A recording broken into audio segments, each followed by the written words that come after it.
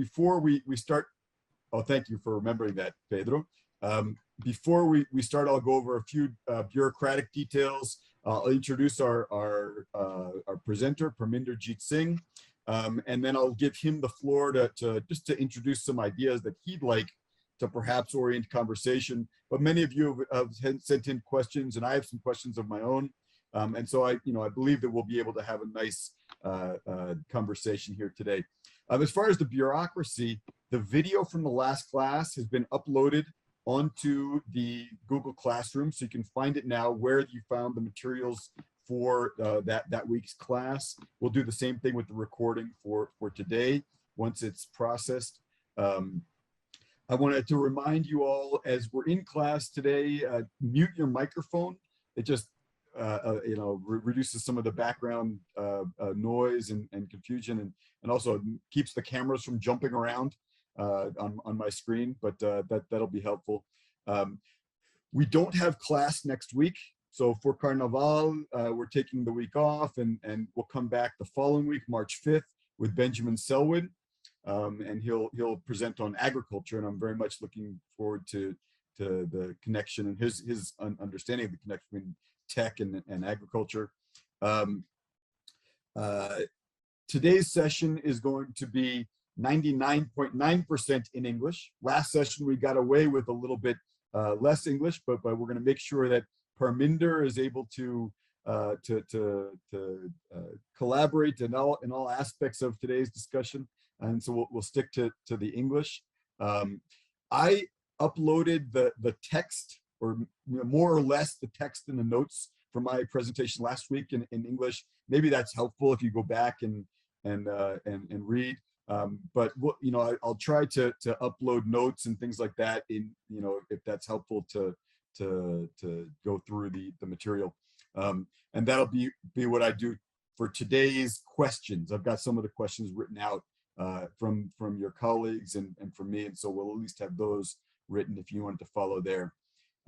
So allow me to introduce Parminder Singh. He's the Executive Director of IT for Change in India. He has a background in commercial and in government sectors, and now runs this think tank and an organization, civil society organization, IT for Change. His focus is on internet governance, e-governance, the digital economy, geopolitics in a digital world, democracy, and the technical governance of the internet. He's written, a number of really interesting papers, and one that I'm going to upload that we hadn't uploaded just yet is digital industrialization for developing countries, and we will ask him to expand a little bit on some of the issues that are of particular interest to developing countries around these questions of digitalization. We're just really lucky to have Parminder, and I appreciate he's always so generous. When I reach out to him, he immediately responds. He's coming to us tonight at 10:30 at night, his time, so he's making a special effort to join us. He's been an advisor to the United Nations, to the UNCTAD Experts Group, the Internet Governance Forum of the United Nations. When the government of India needs an opinion and insight and expertise on these issues, he is part of the commissions, the parliamentary commission that writes reports for the government of India.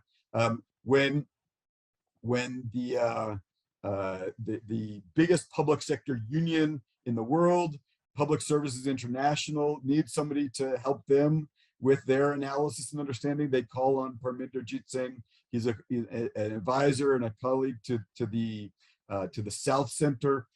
We really are privileged to have him with us today, and so I'm going to turn the floor over to him and let him frame some of the ideas or the highlights of what he'd like to talk about today. 10 to 15 minutes, and then we'll carry on. So Parminder, thank you so much for being here. Thank you, Aaron. Thank you for inviting me. And of course, your introduction is not just generous, quite exaggerated, I'd say. But yes, we love to work wherever we can for public interest from a Southern perspective and for marginalized people. And when he was talking about government of India, and I wanted to say now, talking to Brazilians, that from 2006 to around 2012, I was actually doing that with the Brazilian diplomats even more than I was doing with Indian diplomats. And I and a Brazilian activist was instrumental to organize a meeting called the Rio meeting and a Rio Declaration, which was actually acknowledged at the IPSA summit a few months later, where all the three countries got together to make a demand to the UN Secretary General, not the UN Secretary General, UNGA, General Assembly, to set up a UN agency for digital governance. And there is a big story there. What happened? There were some problems with the internal civil society of Brazil, and it is carried in the question, beautiful question which Carol put, where the problems of privacy and security and individual rights were seen as predominant and not the collective rights and the role of state, whatever else we may have against the state. And for some reasons, Brazilian civil society dropped off, and that's a long tail, but very interesting one. But Brazilian diplomats were the ones which I was most closely working with during the Workers' Party's regime, Dilma, and before that even Lula's period. But let me come back to what I have to talk to you today. Now, popular sovereignty in the digital age, first of all, begs the question of our understanding what the digital age is. And of course, in a Marxist manner, is the economics which underlies social, cultural, even political realities, and therefore what the digital economy is about.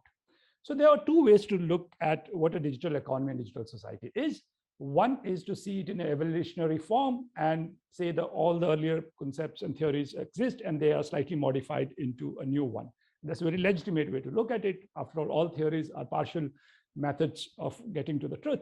But I try to take a radically different one and try to conceptualize that things are new. There is rupture with how we saw things, how economic organization was organized. And I think both perspectives are right, but I'm going to insist in a new radical, there is a rupture, new kind of economic organization, and therefore new kinds of demands on people who want to get the promise of equity delivered. So here, first of all, I'll try to describe what I think is happening today. What is digital economy in three ways. One, how the nature of production and economic organization has changed. Second, related to it, what is the nature of digital capital? And third, what is the nature of market or a post-market reality, which is often called as platforms or digital ecosystems. And therefore taking this view that they're radically different rather than there is a continuity. Of course, there is a continuity, but this is the lens I'm taking. First of all, there is a radical reorganization of economic production in digital economy. In the industrial age, we know it was factories, were a site of industrial production, and then came the corporation, which internalized many transactions and became big sets of industrial and services put together, I mean, around the turn of the last century. So the factory and the corporation were the way things were organized, largely vertically organized production systems. And the good or bad thing was that when they were vertically organized, political collectives or the state were relatively powerful enough to mind them, and they were able to largely mind them. There are, of course, large amount of literature about who was influencing whom, but still there was some balance in that equation. Then came towards the middle of the last century and a little later, intellectual property-based value chains, which I would say happened because there were new technologies whereby people could control distant points of production. The fact I had computers and I could control my outsourced location was required before outsourcing took place. But once you had enough computing ICT capability, it was found that it's cheaper to distribute your production to low labor points. And however, when you distribute your production to low labor cost points, you need to retain something, because otherwise those points will start producing it and then selling it. What do you retain? And then therefore intellectual property became big. The headquarters retained intellectual property, and that's what they controlled, and therefore it was a period of intellectual property capital. later there was a financial capital thing because the finance became footloose. I'll just cut it to make it short. However, and this is my point, that today even intellectual property capital has been superseded by what is normally called as digital capital, but I call it intelligence capital. And I'll come to that description later on. But what has happened is that from vertically organized production to network production of the IP-based value chains, we have a platform-based production where somebody holds the central intelligence of economic activity in a given sector, and use of that intelligence then is made to micro control all actors in that ecosystem. The best way to understand that is Uber. Uber company owns nothing but intelligence about transportation in one place. They don't own the commuters, they own cabs, but they own the intelligence. Where the commuter is today, where the taxis are, where the traffic is going to go higher, where the demand is going to go less. They hold the intelligence, and using that intelligence reorganize everything in the transportation sector, which releases a lot of digital value or intelligence value. And therefore, today, the economy is platformized, where at the center of it is a company which holds intelligence. And now I come to what is the nature of digital capital. Surveillance capital is the word which is used by Zuboff. Very useful, but generally surveillance capital is also individualization of the problem, and it takes a very narrow privacy attitude. Surveillance capital is a good thing if you're just talking about what's wrong with the capital. I try to use the term intelligence capital, which is described in my papers, and intelligence being the real product at the center of the platform, which drives the platform, and whoever controls the intelligence, therefore controls the platform and takes away the highest value, which earlier the IP owner used to take, and much before that, the industrial capital owner used to take. So the nature of the new capital is intelligence capital, and I call these companies as brains. Actually, the brain word is used by the industry. And here I want to roll back and say why understanding what is happening is important, because businesses understand this.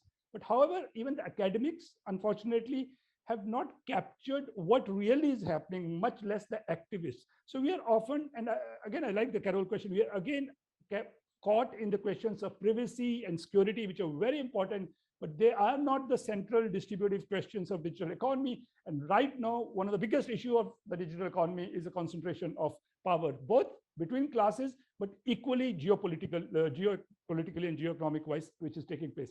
But we don't even have a framework of understanding this. And I think the intelligence capital and these brain companies, which can be located anywhere, and they can still control both the consumer in his or her bedroom and the producer, like a car owner or a small manufacturer or a trader. The micro activity of all these actors is controlled like a brain controls every part of the body by a company, which is a brain company, or the owner of intelligence capital, which sits at the center of a platform.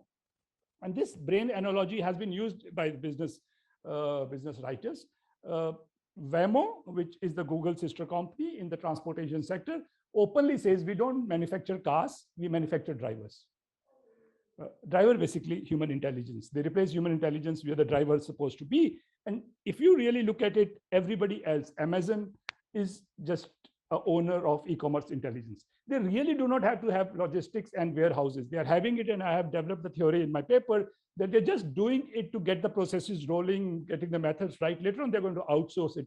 And like IP companies sit just on IP ownership, these companies are just going to own the intelligence of the sector. The good thing about the intelligence is more the operations takes place, more data comes in, the intelligence keeps on increasing. It's like a kid who never stops growing. A kid's intelligence doesn't stop at 20 years old, 30 years or 40 years old, keeps on growing. And intelligence is therefore a very dangerous thing to get concentrated in a few hands. And that's what intelligence capital is. Very quickly, I've already described, platform is also in a way post-market, because earlier on, whether the leftist thinkers, most of us may think good or bad about markets, at least theoretically, production was organized through market signals. People got the signals, there's a demand for the product, the supply will increase, and that dynamics of demand supply determined the price. That's how it is. Ideally, market was at the center of economic organizing, but platform supersedes market as an inefficient method of determining supply and demand, because the platform owner now has granular intelligence which could not have converted into market signals. What is going to happen? This guy is now older, his sons are in market. Small granular information about each trader, each trading activity, each manufacturer, each consumer is what organizes the demand and supply in a sector, which is in that way post-market. I'll stop here. I am not actually a theoretician, which I may be looking at right now, because in the second part, I'm completely going to come to the points of entry where what we should be doing. And my theory is largely heuristic. It's devoted to problem solving. Some of those elements may become abstract knowledge later on.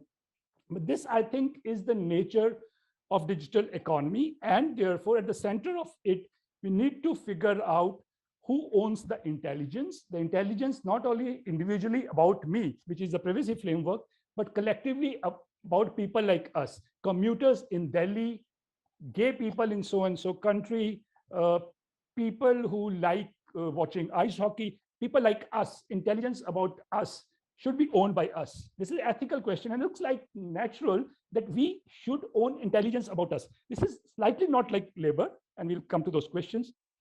Intelligence about us needs to be owned by us. And on that ethical principle, we, IT for Change, has worked a lot of things which are actually getting into legal frameworks also now. And that's the kind of original work we are mostly devoted to. And I'll stop here to take questions and direct the rest of what I want to talk in between those, answering to those questions. Thank you, Aaron. Thank you, Parminder. Your writing is provocative. Even just this quick introduction is, sparked all sorts of ideas. I sent you 2 questions beforehand, and I think that might be a good way to begin. And then I have on my list of people who had sent in questions or reflections the following list, and I'll invite them to follow after you answer the questions that I put to you. But I want to read those, and then if other people would like to put themselves onto the list, we use what's called a stack system, meaning put your name into the chat, indicating I'd like to speak. And Pedro will keep an eye on that, and he'll continue to kind of keep the list current. So just quickly before I ask those 2 quick questions to Parminder, I had on the list of people who had submitted questions or reflections, and you don't all have to speak, but you will be invited in this order. So Carolina Cruz, Caro Cruz, Luis Gonçalves, André Lerner, Victor Machicini Ferreira, and Fabio dos Santos. Those were the order that I saw the comments as they came in that were submitted. If you would like to take your name off that list, obviously put it into the chat, and Pedro will keep track. So Pedro's got that list now. The 2 questions that I wanted to put to Parminder, one perhaps is a little on the theoretical side, and I apologize, but it's just something that I know that this group has been thinking about, and it's come up in many of your presentations and in your writing, and that's the conceptualization of data, or as you focus, I think, properly on intelligence in this relationship between capital and labor. And so, as I said in the way that I phrased the question to you, Marx told us that capital is dead labor. It is the surplus extracted from workers, reinvested then as wages or in the means of production machines to extract further surplus from workers. And this is the cycle, the circuit that capital goes through, interacting with labor. And you observe that data has elements of both labor and capital. And so I'm curious if you can help us make sense of this placement of data or intelligence in this in relation to labor and capital. And then the second observation has to do with the questions, and this you address it quite fully in your digital industrialization piece, which I'm going to upload on to the Google Classroom. And you're one of the policy frameworks that you assert is a public or community right to data, and it raises political economy questions for me too that I'd like to highlight. And one is, I can see how Brazil and India, perhaps, large developing countries might have some capacity to nationalize their data, if you want to call it that, to bargain with the big tech companies. But what about a tiny country like Nepal or El Salvador? How are they going to engage with these big companies based in the global north? And the second, even if there is some ability to assert some popular sovereignty over data, there's the problem and the risk of the emergence of inequalities around national tech giants. So, we see in China the emergence of Tencent and Baidu and Alibaba. And so they have their own Googles and Facebooks and the rest. But do they behave all that much differently when it comes to their treatment of working people and traders and users in China? So those are the two questions, one slightly more theoretical, one perhaps political economy in these two ways, but maybe that's a good way for us to get started, Parminder. Thank you, Aaron. Excellent questions. And I often try to sidestep this orthodox arguments about labor capital, not because I don't like them, I'm not influenced by it. Very, very capable people are doing it better than me, perhaps. And I think when you mention this, I have in some early paper talked and quoted somebody that is both labor and capital, though I'm not too sure either. Because in the workers' paper, if you look at it, I say that it is not labor, and I come to it. Capital, you can see it in two senses. One is a good sense of capital, where I just save the products of my labor in a manner which can be used to more productive benefit later, the way the capital goods are there. And everybody needs capital goods. If I'm doing farming, I need to save some labor to make farm implements, because otherwise I'll be wasting my labor. It will be less productive. And therefore, in that sense, capital can also be in collective hands. All those laborers on the farm could make farm implements and then own them. And those farm implements are useful. And therefore, in that sense, capital is not a bad thing. But I know in the Marxist analyst, capital is about control over that capital, and the use of that control over production means to keep on squeezing the labor to a sustenance level. And in that sense, intelligence, of course, is capital, because first of all, it is used to improve the productive capacity of the system, continually so. But to such extent that a time may come that intelligence would do all the production by itself. That's the model you are headed towards, with complete automation. And it's very much possible, because cars will be running on their own right time, and you want to go to the airport or something, like a car will stop, there would be no driver, you will get in, you'll get dropped, everything, all production would happen on basis of this intelligence thing. So therefore, intelligence is capital. The question, therefore, is not capital or not, but the control over the capital. And I, as you would have seen from our paper, try to make new kinds of claims over intelligence. And it starts from this ethical question, because the question of it is my data, therefore I own it, is already captured in the privacy frameworks like GDPR, and is now accepted thing. My data, for no logic, perhaps no natural law, but it's being said it's my data, and therefore I can control it. We accept this, but I'm taking it to the economic, taking it further economics wise, and take it in further collective wise.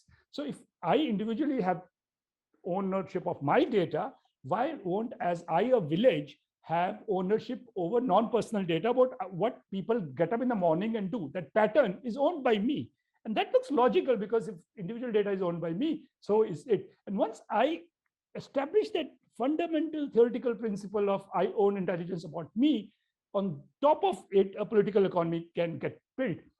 Slightly different from labor capital thing, but related. And the last point, I don't think, and I have discussed in the paper, that intelligence which I generate, or intelligence about me, is different from labor. First of all, mostly the data is not produced by conscious effort. Somebody is noting my behavior, I may not even know it, and that's intelligence about me. And labor is always created by conscious effort. Second, my labor needs to be recreated every time to create a, say, industrial output, and therefore I will continually be reimbursed about every time I use labor. However, data and intelligence, once created, is valuable forever. So if I go into that relationship, okay, they'll say, I'll pay you for some bit of intelligence. I take the money, but that intelligence is a control on me forever. Unlike labor, I'm not going to be asked again and again to contribute, and I can't keep on asking money again and again. And that's a big difference. And not only that, this intelligence is now going to be used to de-skill me and then replace me. The de-skilling, you would have seen, an Uber driver earlier knew the city. Now, because of the Google map in front of him or her, I have seen Uber drivers who don't know anything about the city.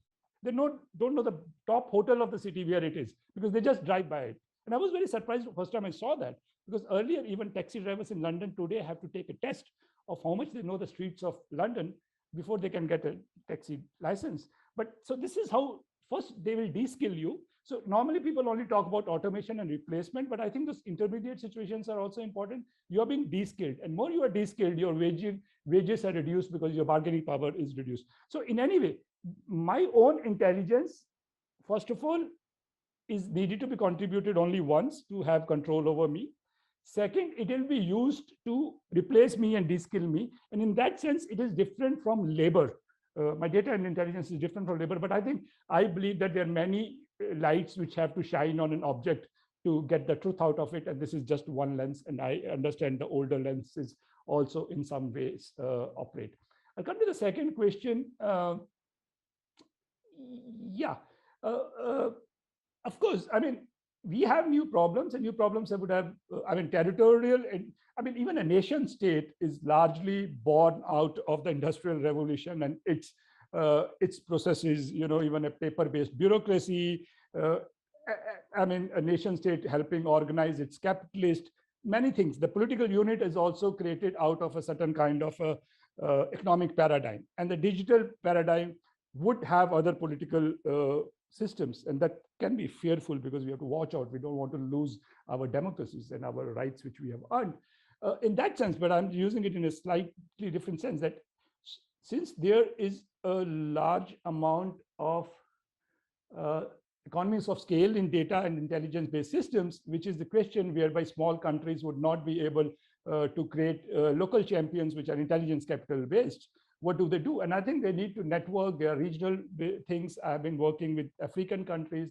There could be regional arrangements of a data market, a free flow of data.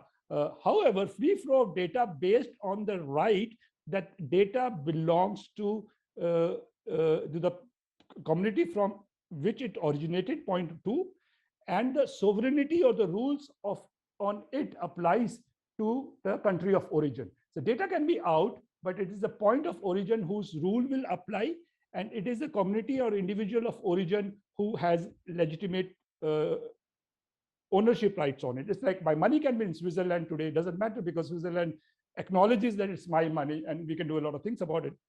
So what I'm just saying, that there are possibilities of regional arrangements, and second, international arrangements which protect both two things, local ownership and sovereignty of the place of origin of data.